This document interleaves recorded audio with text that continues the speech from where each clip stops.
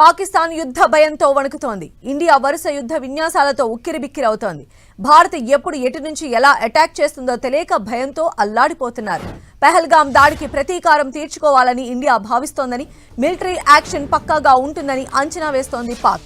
ఇప్పటికే ప్రధాని మోదీ త్రివిధ దళాలకు ఫ్రీ హ్యాండ్ ఇవ్వడంతో ఎప్పుడైనా దాడి చేయొచ్చని స్వయంగా పాక్ మంత్రులు, నేతలు కామెంట్స్ చేస్తూ ఉండటం చూస్తే దాయాది దేశం ఎంతలా వణికిపోతుందో అర్థమవుతోంది.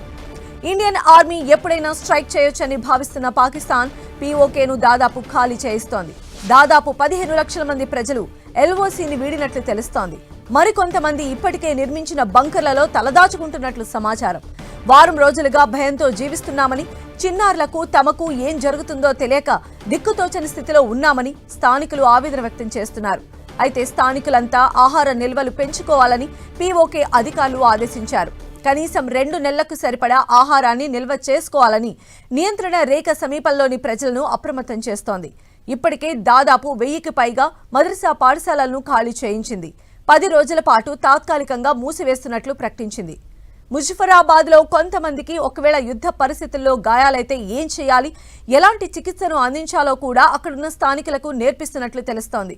గాయాలైన వారికి ప్రథమ చికిత్స ఎలా చేయాలి, స్ట్రెచ్చర్పై ఎలా తీసుకెళ్లాలి, కాల్పుల నుంచి ఎలా తప్పించుకోవాలి అని నేర్పించారని పీఓకేలోని స్థానికులు చెబుతున్నారు.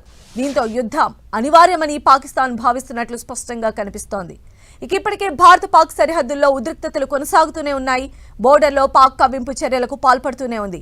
ఎల్ఓసీ దగ్గర కాల్పుల విరమణ ఒప్పందం ఉల్లంఘిస్తూ ఫైరింగ్ చేస్తోంది. దాదాపు 8 రోజులుగా కాల్పులు జరుగుతూనే ఉన్నాయి. అయితే పాక్ కాల్పులను ఇండియన్ ఆర్మీ తిప్పికొడుతోంది. పాక్ ధీటుగా బదిలిస్తోంది. ఓవైపు కాల్పులు జరుపుతూనే గురువారం సైరన్లను మోగించింది. యుద్ధ సమయంలో మాత్రమే ఇలాంటి సైరన్లను మోగిస్తారు. దీంతో యుద్ధానికి తాము సిద్ధంగా ఉన్నామంటూ భారత సైన్యం పరోక్ష సంకేతాలు ఇచ్చినట్లయింది. పహల్గామ్ ఘటన తర్వాత కేవలం ఒకేసారి స్పందించిన పాక్ ప్రధాని షహబాజ్ షరీఫ్ ఆ తర్వాత కనిపించడం లేదు. కొన్ని రోజులుగా ఎలాంటి బహిరంగ కార్యక్రమాల్లో పాల్గొనటం లేదు.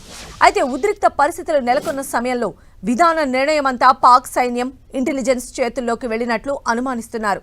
ఇందులో భాగంగానే ఐఎస్ఐ చీఫ్గా ఉన్న మహమ్మద్ ఆసిమ్ మాలిక్ తాజాగా పాకిస్తాన్ జాతీయ రక్షణ సలహాదారుగా నియమితులైనట్లు తెలుస్తోంది.